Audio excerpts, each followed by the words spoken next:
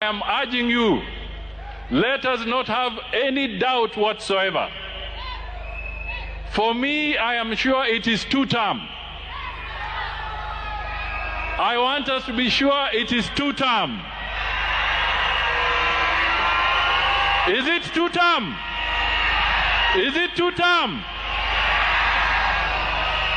So, kile sasa nataka tuzungumuzie is not the aspect of two-term.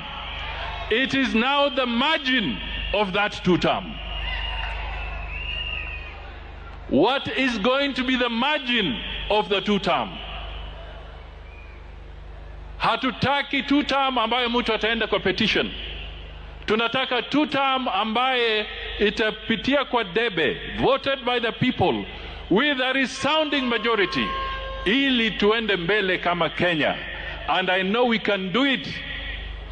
Na watu wa eneo hii, I urge you, when I look at the figures ya wale ambao wamejiandikisha kwa hii voter registration, as you speak two-term, the truth is tulienda slow kwa mambo ya voter registration.